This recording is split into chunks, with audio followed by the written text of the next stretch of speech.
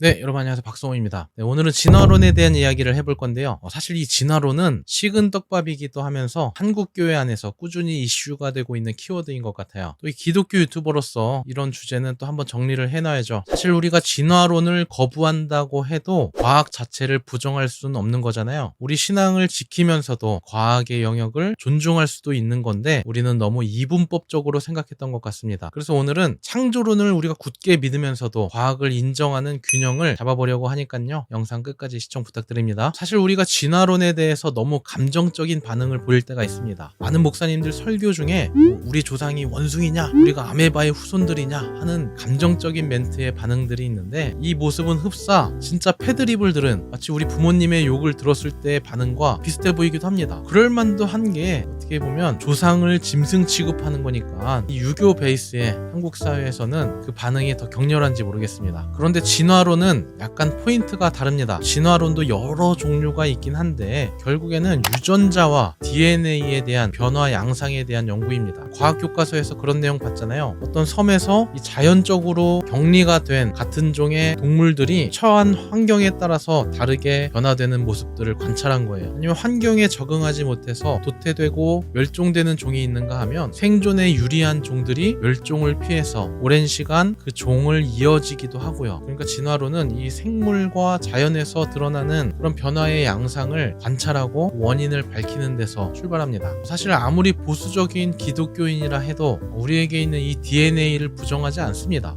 기독교인들도 자녀가 부모를 닮는 것을 당연하게 이해하잖아요. 진화론에 전제되는 명제는 부모와 자녀는 DNA로 연결된다 하는 거예요. 문제는 뭐냐 하면 이 과학의 연구는 여기서 증명과 추측의 영역으로 나눠집니다. 증명과 가설의 영역이죠. 현대 과학으로 실험을 하고 증명되고 발견된 변화의 양상이 있고 또 DNA의 연구가 있습니다. 그런데 21세기를 사는 우리가 1만 년 전 아니면 정말 오래전의 일을 직접 눈으로 볼 수 없잖아요. 그러니까 지금 변화의 양상을 환원하고 환원해서 계속 생각하다 보면 과거에 어떤 변화가 있었을 수도 있겠다 하는 결론으로 이어지는 것입니다. 인간의 DNA와 다른 동물의 DNA가 완전 똑같진 않아도 조금은 닮은 부분이 있다 이거예요. 과학은 그것을 논리적으로 또 합리적으로 이제 생각하고 과거에는 어떤 진화나 아니면 어떤 DNA의 변화가 있었을 것이다 하는 가설로 이어지는 것입니다. 그러니까 우리의 신앙과 이 과학이 이율배반적으로만 생각하지 않을 수도 있다는 말입니다. 그래서 우리가 조금만 양보해서 생각하면 사실 하나님이 전능하신데 또 전능하신 그 하나님이 만물을 지으셨는데 DNA가 닮은 부분이 있다고 인정을 해도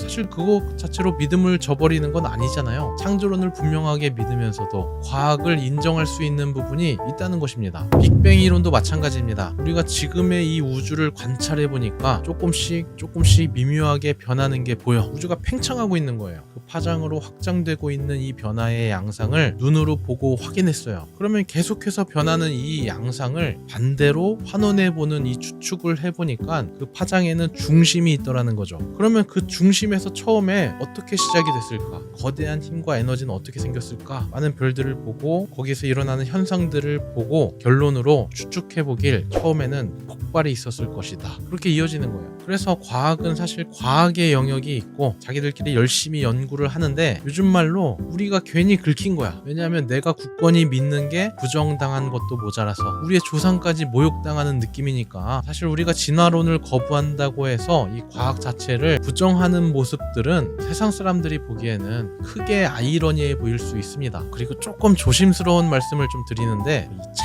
창조과학이라는 분야가 있거든요. 하나님의 창조를 과학으로 설명하려는 시도가 있습니다. 나름의 논리와 이론이 있고 그 모든 걸 다 부정하고 싶진 않아요. 그런데 참 보고 있으면은 정말 힘겨운 싸움을 하시는 분들이다 생각이 듭니다. 왜냐하면 우리가 믿는 성경은 과학책이 아닙니다. 하나님이 알려주시고 하나님을 경험한 사람들의 기록이 담겨 있고 그 기록되는 모든 과정에 하나님이 영감을 더하셔서 하나님의 뜻으로 진리로 받아들이는 책입니다. 그러니까 하나님이 직접 펜대를 들고 쓰신 게 아니라 하나님이 인간을 세우셔서 쓰셨다는 점에서 두 가지 문제가 생기는데요. 하나는 그 기록한 인간의 한계의 영향을 받아요. 창세기 1장의 기록을 보면 발 아래에 수면이 있고 그 물에 묻이 드러나고 또 하늘에 해와 달과 별이 이렇게 매달리는 이미지가 그려지는데 여러분 이 모습이 이 이미지가 지동설에 가깝나요? 천동설에 가깝나요? 어떻게 보면은 천동설에 가깝다는 거예요. 3000년 전에 성경을 쓰는 이스라엘 민족의 상식은 천동설밖에 없어요. 지동설이란 거 상상을 할 수가 없어요. 그러니까 하나님이 알려주신 내용을 천동설의 이미지로 쓰여지게 됩니다. 그리고 두 번째 문제는 하나님이 모든 것을 알려주시지 않았다는 거예요. 창세기의 내용은 하나님이 천지를 창조하셨다는 진리에 대해서 말하는 것이지 어떻게 만들었는지를 알려주는 과학책이 아니라는 거예요. 그러니까 하나님의 창조라는 이 진리의 영역의 내용을 이 성경이라는 홈그라운드에서 이야기하는 것이 아니라 굳이 불리하고도 불리한 저 과학이라는 원정 경기장에 쫓아가서 싸우는 게 어떻게 보면 힘들다는 얘기죠. 물론 이제 그 믿음이 하나님을 향하기 때문에 저는 그 모든 내용을 전면 부정하고 싶진 않습니다. 하지만 그 나름의 논리와 근거가 애초에 전제 상황이 이기기 힘든 상황에서의 싸움이기 때문에 참 아쉬움이 있다는 말입니다.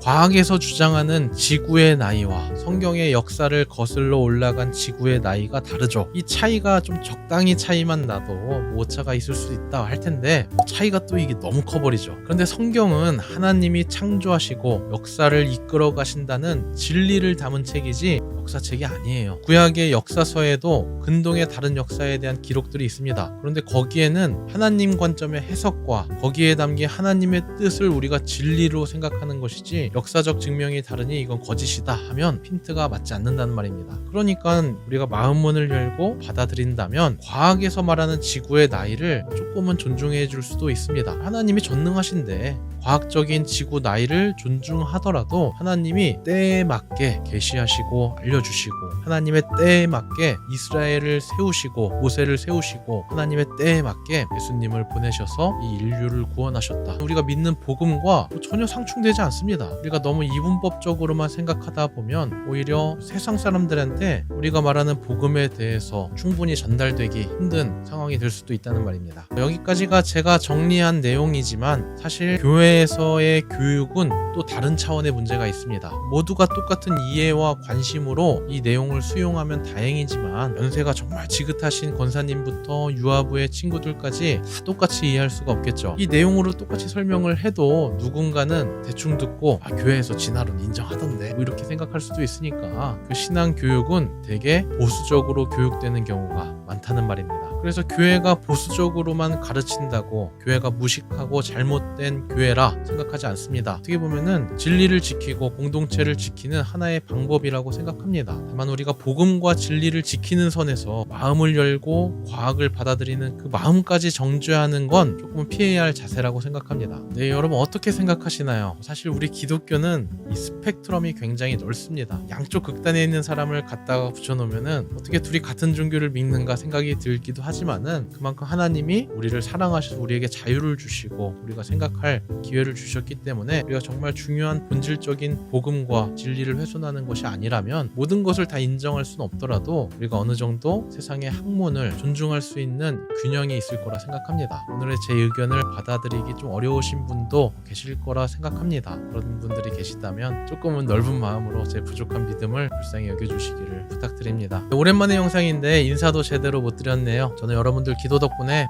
교회 사역 9월에 시작하고 교회 위해서 열심히 힘쓰고 있습니다. 채널 활동이 꾸준히 이어지지 않는데도 여러분 구독 이어주신 분들 정말 큰 감사드립니다. 꾸준히 영상으로 좋은 내용으로 인사드리도록 하겠습니다. 여러분 복된 연말, 복된 새해 되시기를 기도하겠습니다. 건강 조심하시고요. 다음 영상에서 만나요. 안녕.